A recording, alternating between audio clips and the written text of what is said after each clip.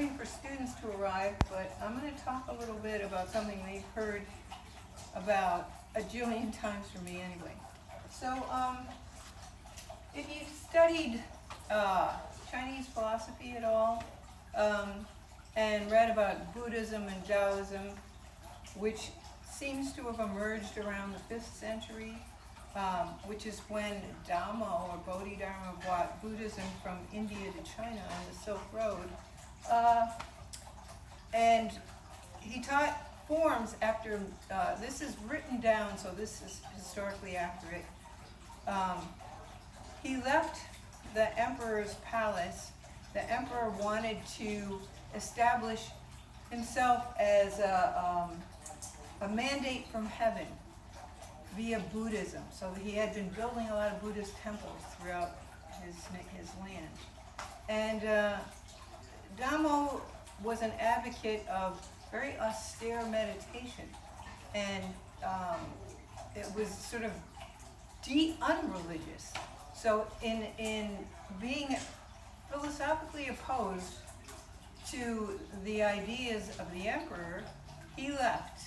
I often suspect it was, he fled, but there's no historical record of that. That's just in my mind. Anyway, he ended up near the Shaolin temple, and for some reason did not go in, which is another cause for speculation, like, why didn't he just go in the temple? No, he stayed in a cave for 9 years. Well, maybe because he disagreed with what they were doing, or maybe they were like, who's this weird hairy brown dude that doesn't look like us from India? And they shunned him because he was an outsider. I don't really know. I try to speculate and imagine of that. It's very interesting to think about. So he stayed in this cave for 9 years and developed a form. Perhaps that form was already fully developed when he came from India. That is not known either. So this is the form he taught to the monks when, after 9 years, he finally did enter the temple. They were in poor shape, and because they were just being scribes, like students that don't have any PE or something, which is often the case in today's American school system.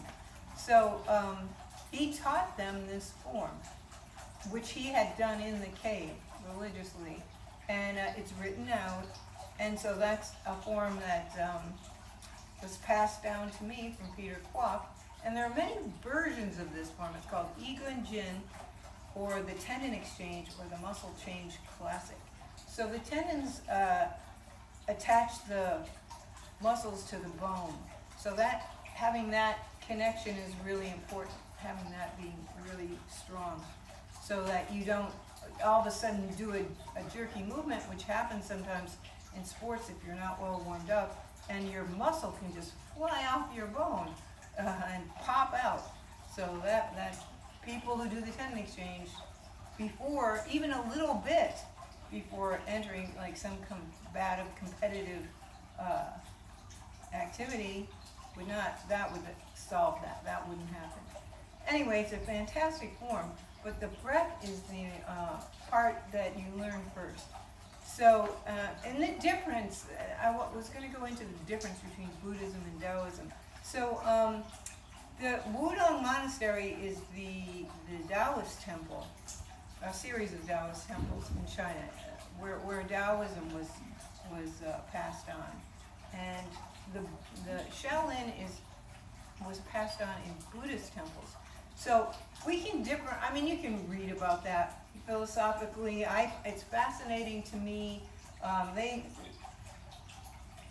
say that historically, Buddha and Lao Tzu were once thought of the same person, and even got him mixed up with Confucius, because those are the three main forces in ancient Chinese thought: are Confucianism, Taoism, and Buddhism.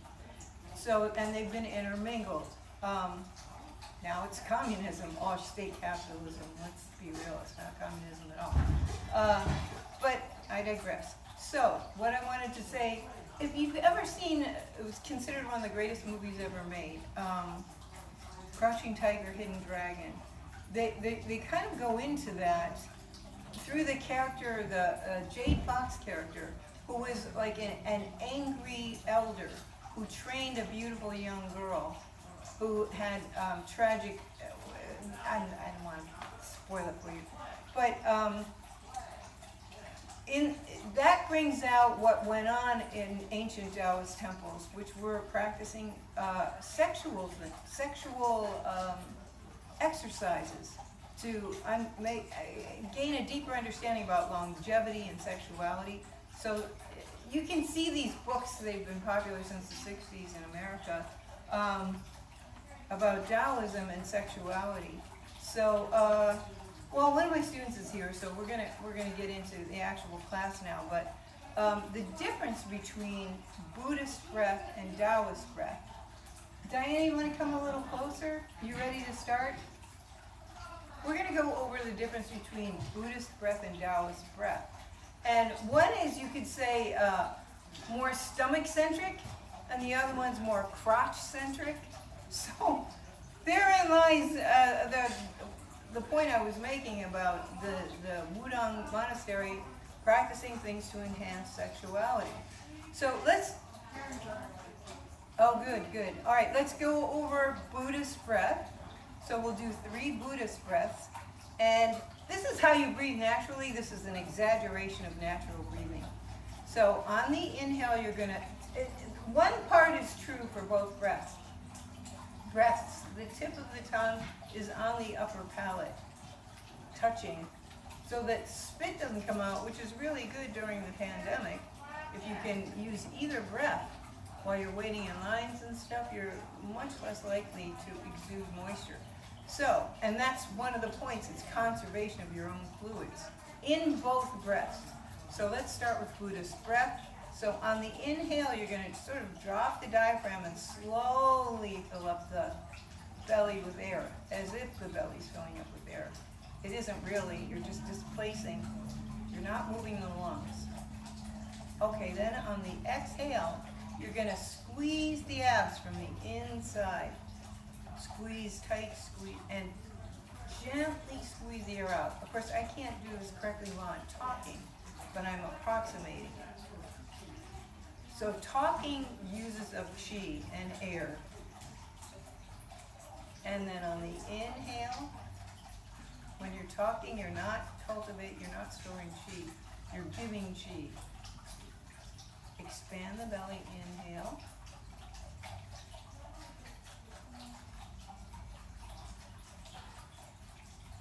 And then on the exhale, tight abs like a slow motion ab crunch.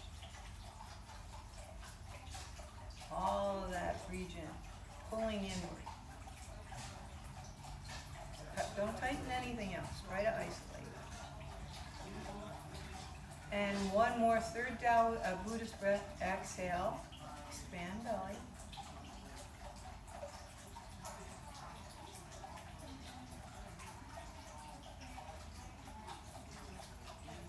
Like you're 3 months pregnant. Some of us can relate to that. And exhale, make it flat.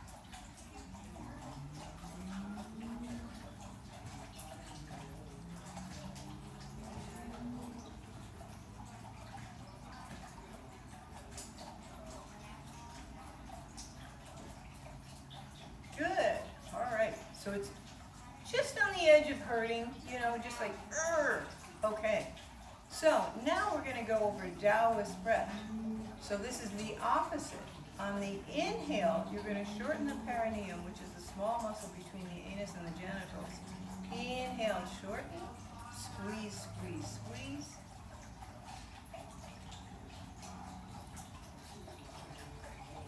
So this is counterintuitive because you're inhaling, which would seem that you're expanding, but you're actually contracting.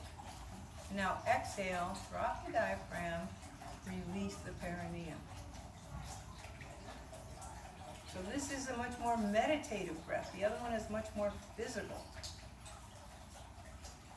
And inhale, tighten.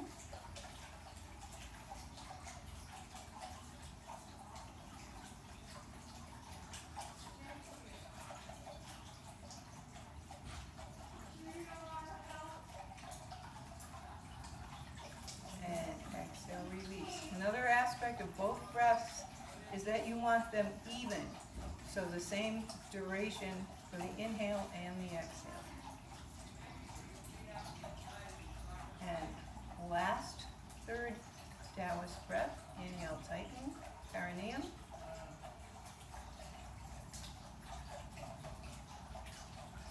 As if you're trying to not urinate. You're trying to hold it in, so to speak. Pull in and up. And exhale, release. Morning. Morning. Good morning. Hi. All right, we're going to try a tricky thing now. I don't know if I've ever taught you this. We're going to try a switch over. So this involves a lot of mental concentration, not necessarily body movement. It's all internal. So you're going to do three, let's start with three Buddhists. On the third Buddhist, you're going to switch to a Taoist. Then you're going to do three Taoists on this. Okay, let's see if, and maybe we can carry this out until, is Sharon coming?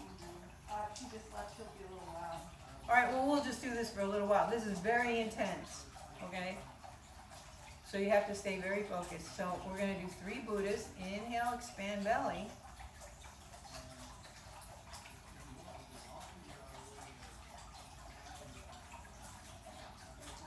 And exhale, contract belly. Only the belly.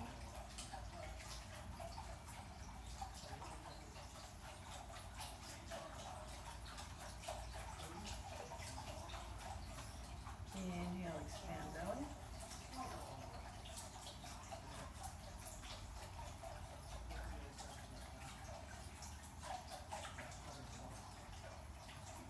Exhale, tighten.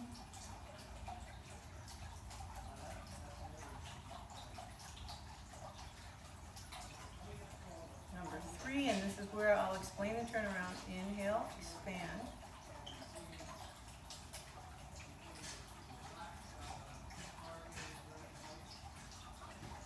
Exhale, expand even more. It's really relaxed. Now inhale, tighten. Now we're in Taoist breath. Squeeze, squeeze, squeeze. These are the muscles we neglect, we take for granted. We don't work these out. And exhale, drop diaphragm, drop perineum. So now we're doing reverse breath. That was 1. 2. Inhale, squeeze.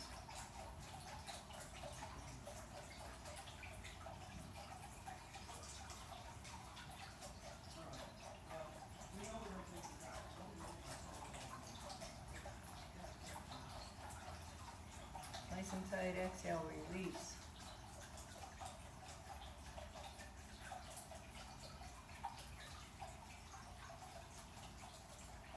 Comes the turnaround. Last Taoist.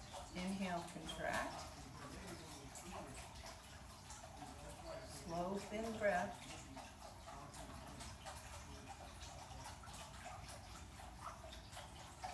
Just massaging your stomach. Exhale, release.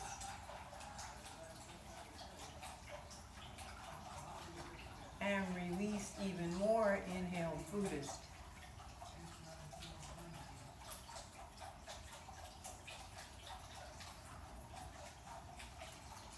Exhale, contract abs. So we're going to do 4 total, so we're even with Buddhist and Taoist. So that was your first of your third Buddhist.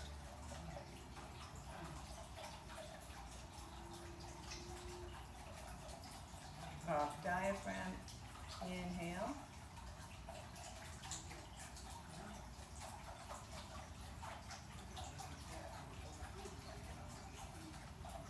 Exhale, contract, second Buddhist.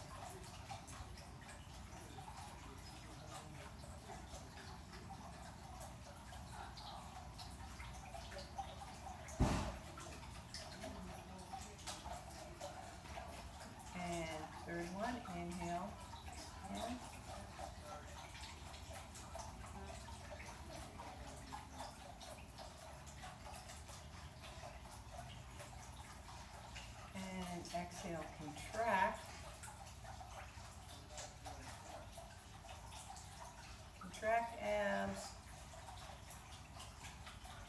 Turn it around. Inhale.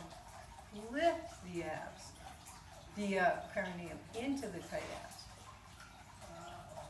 This is our last Taoist. Exhale. How's it there?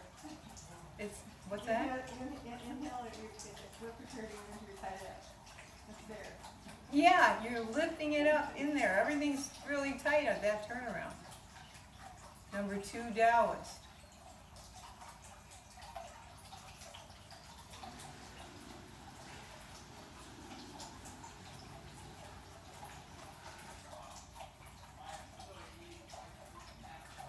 Exhale, release.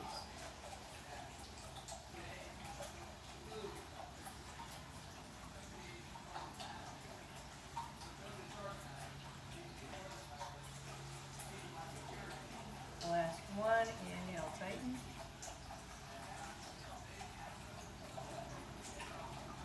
Make it good, squeeze it hard. It's that baby having muscle. Okay. Exhale, release. Good. All right. I'll leave that video for now.